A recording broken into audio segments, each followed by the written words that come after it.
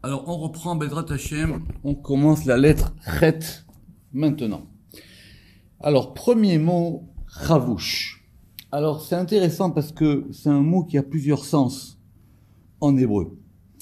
Ça veut dire à la fois attaché, fixé, tourner, mais ça veut dire aussi comment faire un pansement, penser, P-A-N-S-E-R, et guérir. La preuve, c'est qu'en hébreu moderne, un infirmier, c'est un chovesh. D'accord? Mais au sens biblique, ça a aussi le sens de quelqu'un qui est emprisonné. D'accord? C'est le fait de compresser quelque chose, on va dire. Alors, Pirouche Batikunim, c'est expliqué dans les Tikkunim que cette notion de Chavouche, elle est liée à Tiferet. Pourquoi? Ki a Tiferet nikra Chavouche mipnei sheu asur vechabouche imam malchut.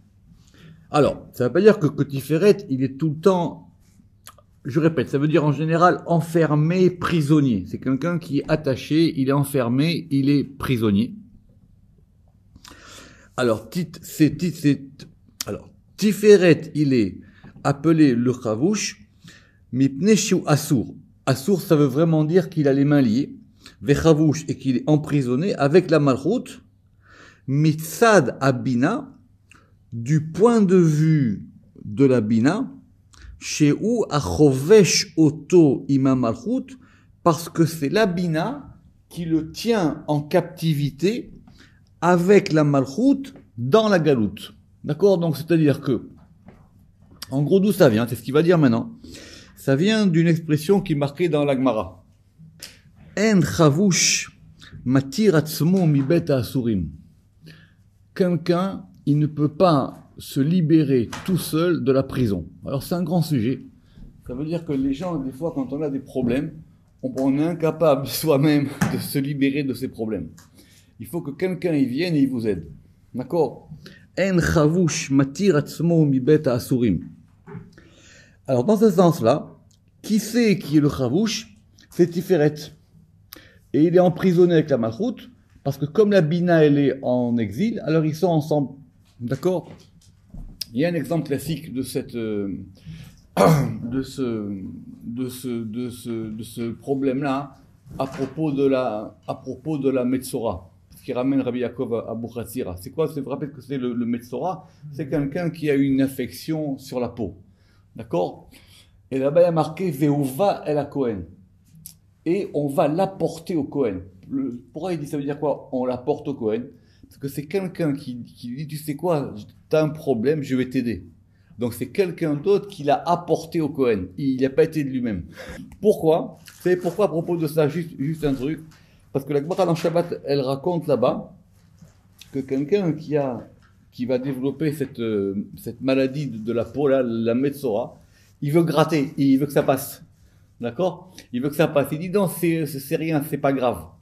Il veut faire comme si c'était rien. Ça, la Gemara, elle dit que c'est interdit de faire ça. Parce que si tu as ça, c'est qu'il y a une raison. Alors, au moins, il faut le traiter. Donc, comme lui, il veut pas avoir ce problème-là, alors il faut qu'il y ait quelqu'un qui le prenne par la main et qui l'amène au Kohen. Parce que c'est pas qu'il est marqué Vehuva et la Kohen. Ça, c'est pour l'histoire de Chavouche.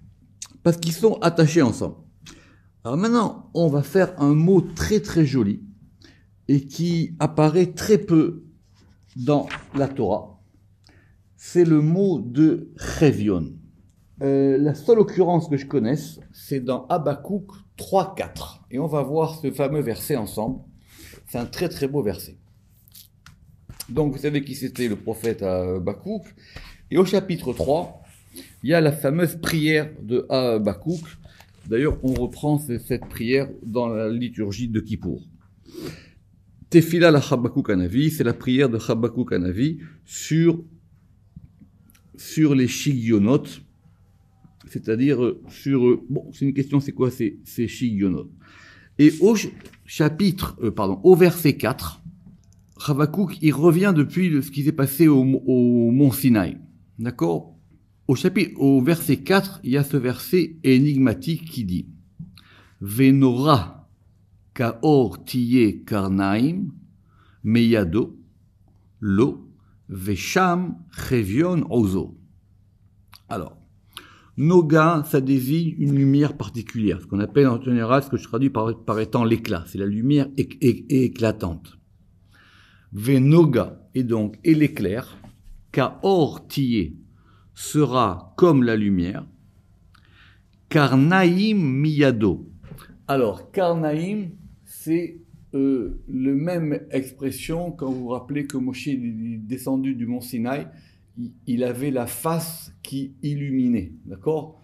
En hébreu moderne, un keren, c'est un rayon, d'accord? Comme un rayon X, d'accord? Et par exemple, un makren, c'est un projecteur. C'est quelque chose qui va projeter quelque chose. Donc, c'est de la lumière. Venoga kaor tiye, et donc l'éclat sera comme de la lumière. Karnaim miyado, littéralement des rayons de sa main, qui émanent de lui, l'eau pour lui. Vesham, et là-bas, chevion ozo, et là-bas, le chevion de sa ozo, de sa puissance. C'est quoi ce mot de chevion? Ce mot de chevion, il désigne quelque chose qui est caché, mais qui est vraiment caché, qui est vraiment dissimulé. En hébreu moderne, c'est ce que c'est que le chevion. C'est dans le vocabulaire médical, c'est quand une maladie, elle est latente. Ou quand on a une période de latence avant qu'une maladie se déclare, ouais, d'accord, ça s'appelle chevion. Ça veut dire que c'est caché. Ça veut dire que c'est complètement caché. Et puis il y a une très très belle chanson, El Mistater Beshafri Chevion, le Dieu qui est caché dans les profondeurs cachées. Donc c'est ce très très beau mot de chevion. Alors les traductions, elles hésitent évidemment. Celle que j'ai sous la main, elle dit « C'est un éclat éblouissant comme la lumière, des rayons jaillissent de ses côtés et servent de voile à sa grandeur. » Bon, okay, c'est un peu emphatique, mais en tout cas ça veut dire quelque chose qui est caché. Alors, chevion. Piresh Rabbi Moshe. Voilà comment Rabbi Moshe il expliquait ça. Vezelechono, voilà ce qu'il dit. Chevion lachon marbo. Marbo, c'est-à-dire c'est quand quelque chose est caché. En hébreu moderne, misrak marbo, c'est quand les enfants ils jouent à cache-cache. D'accord? Marboim, c'est quand on joue à cache-cache. Donc c'est quelque chose qui est caché. Veu machal, les rov ester vet'alumot, et ça indique le plus grand degré de quelque chose qui soit caché et enfoui, et dissimulé. Chez En Bemahuto les Zulato Shum Yedia, et personne ne peut savoir que c'est là. D'accord, c'est complètement caché, personne ne sait que c'est là. C'est pas, vous vous rappelez qu'on a vu dans le Zohar, la différence qu'il y a entre Tamir, Ganiz, parce qu'on a dit que quelque chose qui est recouvert, après la chose elle est cachée, après la chose elle est fermée. On voit quand une chose elle est fermée dans un coffre, comme veut dire Zohar. Mais là, c'est vraiment caché. Personne ne sait que c'est là. Donc c'est un caché. Ve'are ou kehilu nichba derech machal, et ça indique le fait que c'est comme si Dieu lui-même, il était caché et qu'on ne pouvait pas le trouver. D'accord? C'est le degré chevion. Ve'chevion uzo, et évidemment le chevion uzo de notre verset. D'accord? Parce que là, il y a marqué là le cachet de sa Chevionuzo, de sa puissance.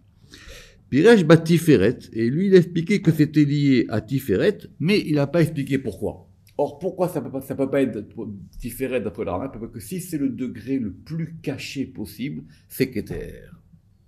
Ve'aikar beketer, parce que c'est Keter le degré le plus enfoui, le plus caché, auquel on ne peut pas parvenir. Vaikar beketer, veu more à Talmud, et ça montre effectivement le fait que cette chose-là, elle soit complètement enfouie. Ou gvar yizdak begimel rishonot, évidemment, et tout ce le Rama qui ramène souvent, que tout ce qu'on leur rapporte à propos de Keter, on peut aussi le rapporter par rapport aux trois premières sirotes, parce qu'elles ont beaucoup de points communs, les trois premières Ve'al abina, et que donc, quand on a marqué là-bas, ve'chevion ozo, d'accord, donc vous vous rappelez qu'il y a une différence entre Oz et Koach. Koach, c'est la force, la puissance, et Oz, c'est encore beaucoup plus fort, c'est la puissance extrême, d'accord? Hachem Oz et Amoyiten, que Dieu il donne à son peuple des forces extra. Et donc, quand il y a marqué là-bas, Vechevion Ozo, le Oz, on verra après la notion de Oz, quand on sera à la lettre Aïn, ça c'est expliqué. Donc c'est le Oz s'applique à la Bina, comme nous verrons quand nous verrons cet article Oz. Très bien. Alors maintenant, on va faire un terme qui a l'air simple, c'est ce qu'on appelle un Chevel. Chevel, c'est pas un fil, c'est une corde. C'est quoi la différence qu'il y a entre un fil et une corde? C'est que la corde, elle est tressée de plusieurs fils. D'accord? À tel point que ça pourra désigner donc même une chaîne. D'accord? Chevel. On va commencer par le verset qui nous intéresse. Et le verset, il est dans Devarim, à propos que quand Moïse, il va bénir les bénis Israël, la Parashat Ha'azinu, en 32:9. Et le verset dit là-bas, Ki chelek Hashem amo, Yaakov chevel nachalato. Parce que la part de Yud Kevavke, c'est son peuple, c'est ça qu'il a sur terre, c'est son peuple. Yaakov et Jacob, chevel nachalato, et Jacob, c'est la corde de son héritage. Pourquoi? Et Rashi il dit là-bas pourquoi? Parce que Yaakov étant le troisième des patriarches, et que donc c'est lui qui va clôturer on va dire la triade des patriarches, Zechut Aviv, et donc c'est à la fois son mérite à lui, le mérite de son père et le mérite de son grand-père, ça fait 3, et ça forme une corde. Exactement. Et il dit comme cette corde-là qui est faite de trois fils. De 3 fils qui sont tissés ensemble. Et c'est ce triple héritage qui est l'héritage divin. Pour qu'une chose, vous savez, souvent c'est connu, pour qu'une chose, elle s'établisse, il faut la faire au moins 3 fois. Piresh Rabbi Shimon ben Yochai alav shalom besefer Haya Me'emna. Voilà comment c'est marqué dans le Zohar, cette notion de Chevel dans le Haya Me'emna. Ki vav shel Shem nikra Chevel. Alors, on prend le Shem Yud Ke Vav Ke, et le Vav, on considère que c'est une corde. C'est cette corde-là, d'accord? C'est cette fameuse, comme il dira le roi Salomon, la corde d'argent, d'accord? Mais il faut comprendre que cette corde, elle est liée de beaucoup de choses. Donc c'est un Vav qui est rempli, d'accord? C'est un Vav qui est rempli de plusieurs choses. Alors, écoutez ce Zohar assez compliqué. Vous savez que donc il y a des choses du bon côté, il y a des choses du mauvais côté. Donc du mauvais côté, il y a sa mère même et sa copine. Donc sa mère même et sa copine, enfin ou sa compagne, son épouse, comme vous voulez, Olam Anifradim, et eux, ils représentent le monde des choses séparées. Alors que nous, on veut être du côté des choses unies. Parce que la différence entre le mal et le bien, c'est que le bien, il unit tout et que le mal, il sépare tout. Et alors, qu'est-ce qu'on veut? On veut leur passer la corde autour du cou pour qu'ils puissent plus nous embêter. Alors, Olam Anifradim, Bechevel de Yehanek Be. Or ça, qu'est-ce qui permet de faire ça? C'est l'unité du nom divin. Donc le nom divin, il est fait Yud Ke Vav Ke, et le nom divin, il permet aussi de lutter contre ces forces-là. Alors, Bechevel de Yehanek Be. Alors, Achidan he bechamesh etzba'an de yimina ou bechamesh de yad shmola. Donc maintenant, il y a les mains. Chaque main, elle a 5 doigts. Donc il y a les 2 haies. Donc les 2 haies du nom divin, 1, on prend avec la main droite, 2, on prend avec la main gauche. Le vav, c'est la corde. Et avec le yud, on tire sur la corde. On prend les 2 haies. Les 2 haies, c'est les 2 mains. Le vav, on met la corde. Et le yud, clac, on tire sur la corde pour pouvoir les empêcher de faire des bêtises. Vav, Chevel, et Yud, Hanika Deleu. Et le schéma de Yud Kevavke, Mitale Samermem. Et donc, du coup, maintenant, le schéma Yud Kevavke, c'est ça qui va l'empêcher de continuer à nous embêter. Et ça représente pour lui la mort. C'est la mort de Samermem. Extraordinaire ce Zohar. Alors, en tout cas, qu'est-ce qu'on retient de là? Veine piresh, qui révèle ou vav. Donc on voit bien que le révèle, c'est le vav. Et que c'est ce fameux révèle qu'on a vu dans le verset qu'on a cité. Vechen nira shamar katuv Yaakov révèle nachalato. D'accord? Révèle. Omnam. Donc du coup, c'est quoi? Du coup, si on reprend ce qu'il a dit Rashi, c'est le mérite d'Israël qui passe par le vav. Le vav, c'est Yaakov, et Yaakov, c'est lui qui va former la corde, qui est la corde du mérite, la corde qui est la corde des patriarches. D'accord. Mais ce mot de révèle, il a aussi un autre sens. Il veut dire aussi blesser, faire mal, offenser, mal agir, ruiner, détruire. La preuve, comment on dit en hébreu un terroriste, un mehabel. D'accord? Ça vient d'où? Ça vient de Shirachirim, Shualim, Ketanim, Mechablim et Kamenou. Ce sont des petits renards qui viennent détruire la vigne. Donc c'est la même racine. Donc c'est à la fois la corde, mais c'est en même temps tout un champ sémantique donc il ramène blesser, offenser, mal agir, ruiner, détruire, briser, blesser, ruiner, etc. D'accord? À tel point même que ça indiquera la destruction. D'accord? Alors, Omnam, Yelifami Mekabel Mitzadadin. Or, ce degré de révèle qui est lié au Vav, qui est lié à Tiferet, il peut donc aussi recevoir quelque part du côté du din.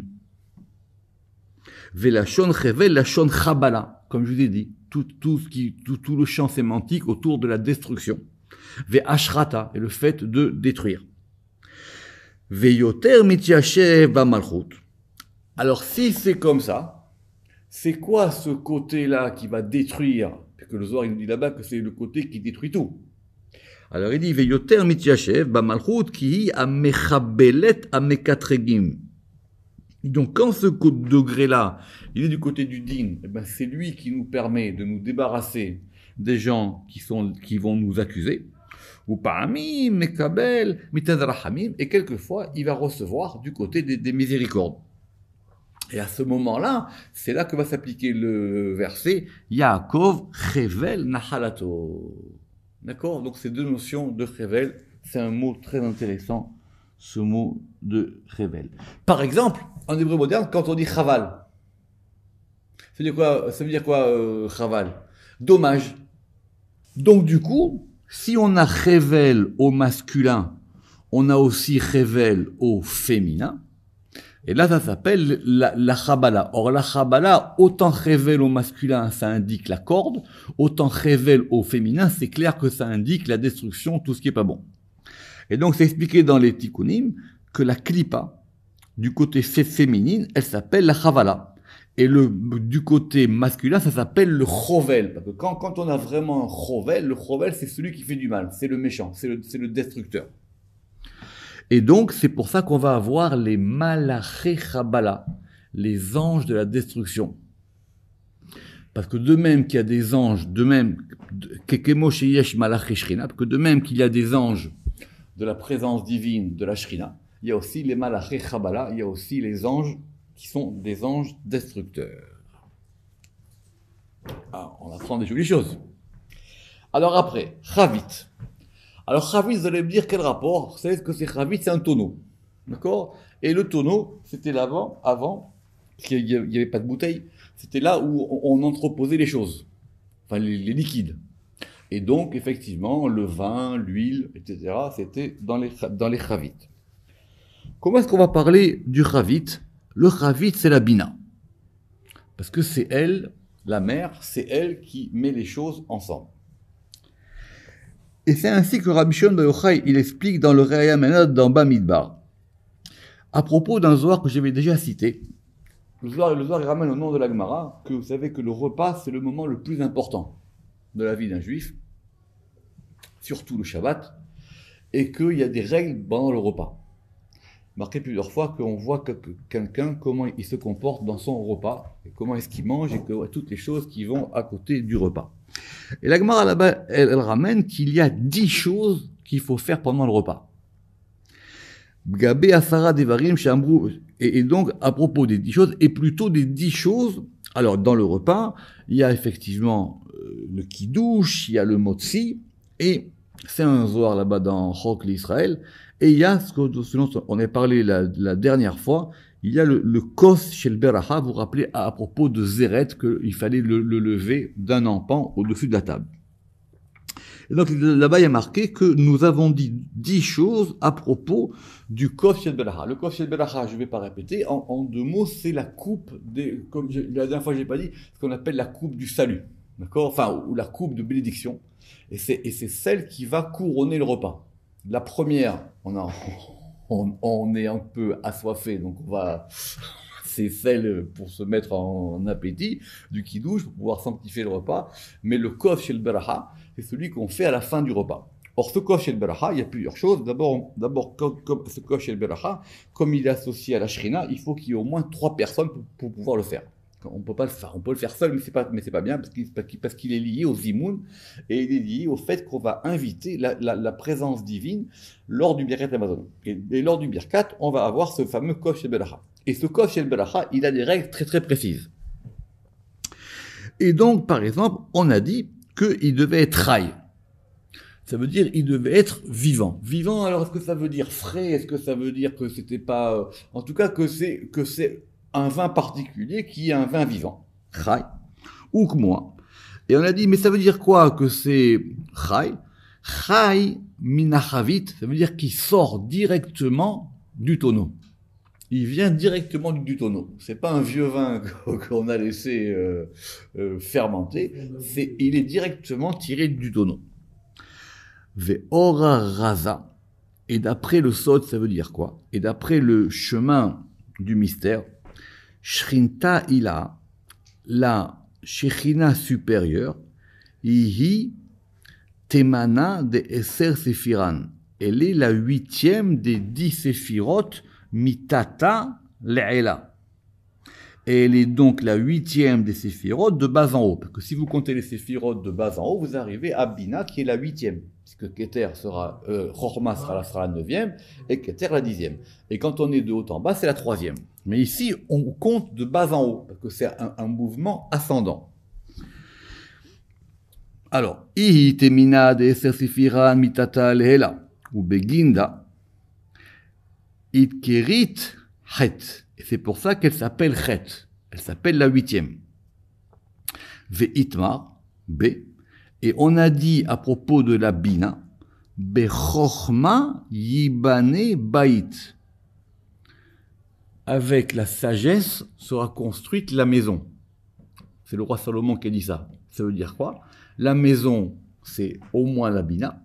Et la Bina, si on veut construire une maison, c'est la sagesse qui doit la construire. C'est pour ça qu'on voit que Bina, c'est elle qui construit. Et donc, quand on met le chet de Bina avec Baït, ça fait Chabit. Ça fait notre fameux tonneau. Aïnou Chabit, chet Baït. Et ça veut dire quoi? Veine les fisés. Tikra Chabit, et donc la Bina, elle s'appelle ce fameux tonneau. Pourquoi? Biyota kelula mishmona sefirot. Parce que d'abord, elle représente les 8 de bas en haut. Donc, elle n'est pas un tonneau n'importe quand. Ça veut dire on va depuis le bas, on monte, 1, 2, 3, 4, 5, 6, 7, 8. Donc, il y a les 8 ensemble. Vous avez compris comment ça marche? On n'a pas compté 8 pour 8. Quand on dit 8, ça veut dire qu'elle représente les 8. Biota kilula mishmona sefirot, chez Tartea, parce qu'elle est totalisée des 8 séphirotes qui sont en dessous d'elle, comme on a expliqué à propos de Chet, et en même temps, elle devient Baït. Elle est les deux. Pourquoi? C'est important de voir comment le Zohar y réfléchit. La Bina, elle est Baït en soi. Très bien. Mais elle est baït en soi par rapport à Chorma. Parce que c'est la maison de Chorma. C'est le degré féminin de Chorma. Mais là maintenant, c'est une maison qui est constituée des 8 d'en dessous. Donc c'est une double maison. Je reprends. Vetiye baït ou machon la Chorma, shei dara betocha, parce que la Chorma, elle habite dans cette maison-là. C'est ça sa maison. Ve'az tikri chabit. Qui az I ba'alat achaim, et à ce moment-là, elle devient, elle, quelque part, la maîtresse des vies, qui hi mekabelet ou mashpa'at, parce qu'elle reçoit de chorma, et elle va donner aux 8 d'en bas. Mekabelet chaim mea chorma, et donc elle reçoit des vies de chorma, et elle va les influer en bas, et donc c'est pour ça qu'on a dit que ce vin il est chai. Ça veut dire quoi? Chai minachabit. Ça veut dire c'est du vin qui provient de la bina qui est la demeure de chorma pour qu'elle le distribue dans les degrés de chai qui sont les degrés d'en bas. Voilà l'histoire de Chabit. D'accord? Ah oui, ça c'est des beaux zohars. Ça c'est que dans le Rayam et Emna qu'on a des zohars comme ça. Pour avoir ce fameux kof chez le Beracha, pour avoir cette fameuse coupe de Beracha, on dit que la Beracha c'est quelque chose qui descendait. Et donc, puisque vous vous rappelez, il faut revoir l'article Beracha, d'accord? On l'avait déjà fait. Vous vous rappelez que Baruch c'était peut-être Lia Keter. Donc on a dit c'est une coupe qui va influer une bénédiction qui va descendre jusqu'en bas. Et cette bénédiction, on veut qu'elle descende jusqu'à la Malchut. Le kof chez le Beracha dans le Zohar, c'est très important. Tout dépend de ça. D'accord? Les chassidim, ils boivent les gouttes du kof chez le Beracha du Rebbe. Parce que la Malchut, c'est le verre. C'est compliqué. Il faut un verre, il faut une main, il faut du vin, il y a toute une configuration. La Malchut, c'est le kof en général. Parce que kof, c'est comme la gematria de Elohim. D'accord? Toute une histoire. C'est pas aussi simple que ça. Mais en tout cas, c'est toute cette configuration. On va faire un peu de jardinage. Alors, pour ceux qui ont lu le Cantique des Cantiques et dans la Bible, il y a ce qu'on appelle Chavat Selet. D'accord? Et Chavat Selet et Shoshana sont deux fleurs différentes. Nous, on traduit super rapidement la rose. D'accord? Alors, c'est vrai qu'il y a une variété qui s'appelle la rose de Jérusalem. D'accord? Qui est une variété connue parmi les botanistes. D'accord? Mais sur ce Chavat Selet, on hésite. D'accord? D'autant plus que le verset dans le Cantique des Cantiques, puisque c'est la femme qui parle là-bas, elle dit « Ani Chavat Selet à Sharon » je suis la Chavat Selet du Sharon. D'accord? Alors, alors en général on dit c'est un lys, d'accord? Mais un lys pas avec un Y. Un lys avec un I. C'est pas le même. D'accord? Il ramène ici, je suis un lys, d'accord? Et Shoshana, alors Shoshana en général on dit que c'est la rose, mais il y a aussi Shoshan. D'accord? Or Shoshan ça veut dire quoi? Shoshan ça vient de Suse. Donc c'était peut-être une espèce de rose perse. Exactement. D'accord? Alors, mais évidemment, c'est un sujet en soi. Alors, sur Shoshana, c'est un très gros sujet, parce que le soir, au début de Bereshit, il parle de Shoshana, et donc cette Shoshana, elle a 13 pétales. Vous vous rappelez l'histoire des pétales, et elle a des épines, et elle a des couleurs, et ces pétales, on peut les... il raconte qu'on peut faire cuire les pétales. On fait cuire les pétales pour obtenir des choses. Bon, c'est tout un sujet en soi, on verra dans Shoshana. Mais, et Chavat Selet, bon, en général, on dit que c'est le lys. Très bien. En tout cas, ici, le lys, il est écrit avec un I, pas avec un Y. Sur Shoshana, on sait, parce que Shoshana, là-bas, c'est marqué qu'elle est rouge et blanche. D'accord. Mais sur Chavat Selet, on ne sait pas exactement ce que c'est. Ça, il faudrait voir dans Rashi. Mais je vous ai dit, l'article Shoshana, c'est un article très très très long. Je l'avais d'ailleurs noté ici. Et il est là. D'accord. En tout cas, on dit d'accord que de façon générale, d'accord, les deux représentent la Malchut. Très bien. Mais il y a une différence. Alors, Chavat Selet, elle est la Shrina. Évidemment, par rapport au verset que je viens de citer, dans le Cantique des Cantiques, le verset 2.1. Ani Chavat Selet à Sharon, je suis la Chavat Selet du Sharon. La raison est donnée dans le Zohar, dans Vaïkra. dans la parashat Emor. Qui kemo, she'achavatzelet gedela ala maim. Parce que cette fleur qui s'appelle le chavatzelet, elle pousse sur l'eau. Donc apparemment, ça serait plus sous l'eau lisse. Ça pousse sur, ça serait plus sous l'eau lisse. Ou ma'ala re'artov, et elle dégage une bonne odeur. De la même manière, la malchut, elle s'appelle aussi chavatzelet. Pourquoi? Besha'at yenikata minabina, lorsqu'elle va recevoir ou lorsqu'elle va puiser, elle va recevoir son influx de bina, parce que les odeurs sont liées à la bina. Chez Ma'ala Re'artov, et qui va dégager une bonne odeur. On verra cette histoire des odeurs des bessamim, mais c'est lié à la bina. Ve'od amar, Sham, et là-bas c'est marqué dans le Zohar, Bismana deba'e le izdavga be, Bamalka, et que c'est le degré de la malchoute lorsqu'elle va s'unir avec le roi. Elle s'appelle le chavatzelet. Batar de idabka be bemalka. Et une fois qu'elle s'est unie avec le roi et qu'il y a eu des baisers ensemble, et là, elle va s'appeler Shoshana. Donc, elle a plusieurs degrés. Elle s'appelle d'abord chavatzelet au départ, et au fur et à mesure où cette malchoute, elle va se préparer pour l'union avec Tiferet, après, elle s'appellera Shoshana. Donc, ce sont deux stades du même endroit. Parce qu'il est marqué, dire Tiv, Siftotav Shoshanim. Il a dit là-bas, tes lèvres sont comme des roses. D'accord? Et donc, quand on a parlé de la rose là-bas, on a dit que la rose, elle était liée aux lèvres. Dire Tiv, Siftotav Shoshanim, quand il lui a dit, tes lèvres sont liées à la rose. Donc, il y a plusieurs degrés.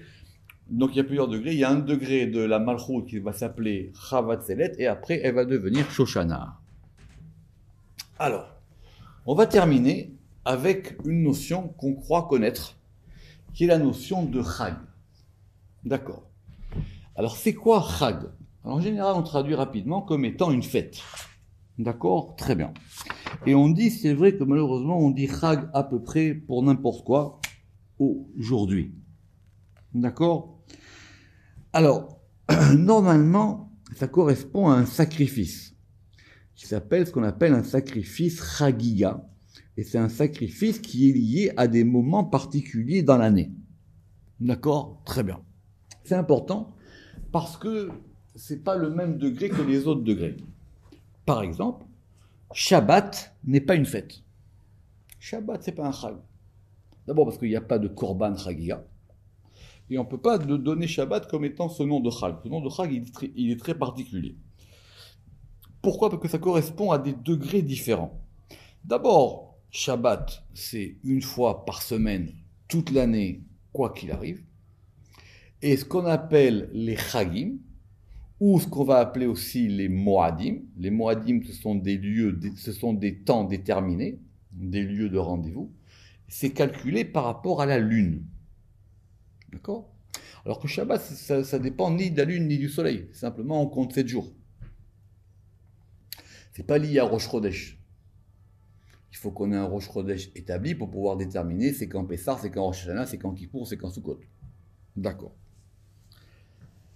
Alors maintenant, la difficulté pour qu'on comprenne la différence qu'il y a entre Shabbat, et on verra évidemment Shabbat, c'est un grand sujet, la différence qu'il y a entre Shabbat et les fêtes, c'est que ça agit à 2 degrés différents.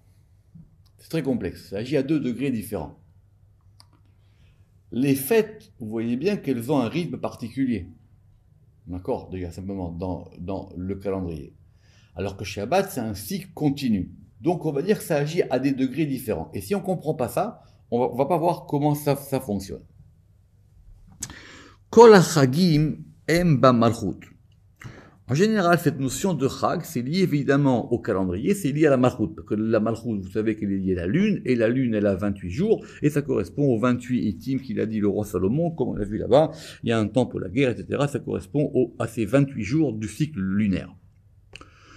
Omnam, yishtane les fi hamakom, asher yiye paneha el pene doda. Mais, Ça va dépendre de ce que la malchoute, par rapport à là où elle est située, la manière dont elle va regarder son époux. D'accord. Un machal, par exemple, quand c'est la fête de Pessah, Kasher ou Chaga Pessah, Azhi mitchaberet betiferet bemidat achesed. Donc quand c'est Pessah, c'est la malchoute qui s'unit avec Tiferet du côté de Chesed. Donc on ne construit pas la même chose avec les fêtes qu'avec Shabbat. Shabbat, c'est un cycle permanent du monde. Et les fêtes, c'est à des moments dans l'année où il va y avoir des rapprochements ou des unions particulières. Alors, toujours, dans tous les cas, on aura toujours un masculin et un féminin. Mais ça va dépendre de quel degré ou de quelle manière va se faire la configuration. Shabbat, c'est très compliqué, on verra plus tard. D'accord? Puisque le soir, il a dit que Shabbat était Shin Bat. C'était la fille du Shin. D'accord? Donc ça, c'est une autre histoire. Maintenant, on reprend.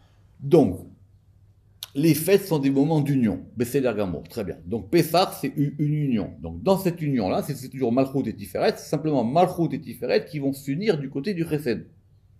On continue. Maintenant, quand ça va être Shavuot, ou Keshiu Matan Torah, Az Mityachedet Imdoda Bimkomo. Maintenant, elle va s'unir avec son époux dans un lieu dans le lieu qui convient à cette fête qui va s'appeler Tiferet. Que c'est la fête de la Torah, c'est Tiferet. D'ailleurs, c'est pour ça que Shavuot, ça dure qu'1 jour. Parce que l'union, elle se fait sur le point central de Tiferet. J'ai besoin que de 1. C'est la seule fête qui dure qu'1 jour. D'accord. Par exemple, maintenant, Rosh Hashanah. Alors, Rosh Hashanah, est-ce que c'est une fête? Oui. D'accord? C'est aussi appelé un Chag. Yom Adin, Az imit yachedet imdoda, Betsad Gvura. Et donc maintenant, elle va s'unir avec son époux du côté de Gvura. Alors maintenant, la relation entre les fêtes et les sphirotes, c'est pas forcément évident. On verra qu'il y a plusieurs fois des choses différentes marquées dans le Zohar.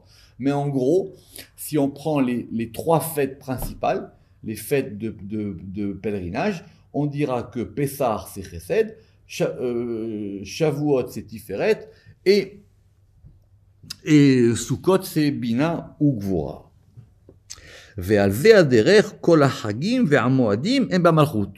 Donc maintenant, évidemment, toutes les fêtes, c'est dans la Malchut. Mais, je répète, on arrange quelque chose sur un cycle complètement différent. Et ça, c'est expliqué dans le Zohar. Et c'est expliqué dans le Zohar et dans les Tikkunim, dans des endroits, en cheker ve'en mispar, infini. Ça veut dire indénombrable. C'est-à-dire, on ne peut pas compter tellement il y a d'occurrences dans le Zohar sur ces notions-là. Cependant, on a un petit Zohar un peu complexe dans le Raya Me'emna. Omnam Piresh Rabbi Shimon de Yochai Alav Shalom Biraya Me'emna. Voilà comment le Rajvi explique dans Raya Me'emna. À propos du verset Vechagotem Otochag. Et là-bas, il y a marqué et vous en ferez une fête. Donc ce jour-là sera une fête. Vezeleshono. Vechagotem Oto. Il y a marqué là-bas et vous le fêterez, quoi. D'accord? Vous le fêterez pour en faire un chag. Da ot vav. Amuda de emsaïta. Parce qu'il y a marqué Oto, lui. Donc lui, Tiferet, c'est le vav qui correspond à la colonne du centre. Et chag, c'est quoi? C'est Chesed Gvura. C'est les 2 lettres, les 2 initiales. Chag, c'est Chesed et Gvura.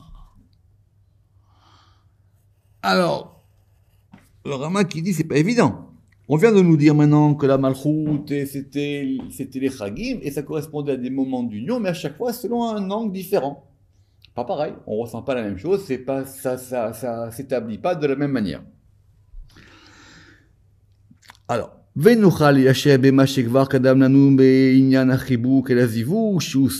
il dit parce qu'effectivement, c'est pas complètement contradictoire, parce qu'ici maintenant on va préciser le type d'union. Alors, vous savez qu'il y a des unions qui vont de la droite à la gauche et des unions qui vont de la gauche à la droite. C'est ça qui est le secret dans le Cantique des Cantiques, qui est marqué Semolo tahat le roshi, veimino tehabekeni. Il est marqué là-bas, sa gauche, elle est sous ma tête, veimino, et sa droite m'enlace. Donc là-bas, ça commence par la gauche. Donc ça commence par la Gvura. Qui? Im eyot shetitjached im baala be'eze sfira. Parce que, effectivement, que la Malchut, elle va s'unir avec son époux par rapport à tel ou tel degré de sphira précise. Be'eze sfira mina sfirot kede pirashnu. Im kol ze tekabel techila mina yamin ou mina smol. Maintenant, on veut savoir comment ça va se passer. Est-ce que ça commence par la droite ou est-ce que ça commence par la gauche? Ve'im kol ze tekabel techilat mina yamin ou mina smol. De'ayinu achibuk. C'est ça, cette notion d'enlacement. Et c'est ça le chag. Vezeu chag, shepirshu, chesed, gvura. Ça veut dire que c'est un côté, des fois chesed, des fois gvura. Ou peut-être les deux ensemble. C'est le chesed qui va s'unir avec la gvura. Alors que Shabbat, c'est pas le même degré. Shabbat, c'est pas le même degré. C'est d'ailleurs pour ça que les lois des fêtes, elles changent complètement. Que les lois des fêtes, on voit bien qu'elles sont particulières. On n'a pas droit aux mêmes choses, on a des mitzvot en plus, Pessah pour manger de la matzah, etc. Soukot, il faut une soukha, etc. Oula olam. Et donc, Ika, si on veut revenir au principe, Chag be malchut. Chag, c'est la malchut. Les filles Yehuda im Baala, le fait qu'elle va maintenant s'unir avec son époux, comme on l'expliquait auparavant, qui est des pirachnou bekodem. Ou pirouche akatuv kach. Et maintenant, quand il y a marqué Vechagotem Oto, que le verset il a dit Vechagotem Oto, et vous le faites très Oto. Oto c'est le Vav. Oto c'est lui, c'est Tiferet. Pirouche. Titrabru vetitiachdou ha Tiferet ima malchut. Vous allez donc unir et lier Tiferet avec la malchut. Veyonek rishona mechesed ou gvura, et ça va forcément commencer par puiser du côté de chesed et de gvura, et donc c'est pour ça que ça s'appelle chag. Ou basé nitkalakol, et avec ça, on a terminé cette notion de chag. Baruch Adonai Haolam, Amen ve Amen.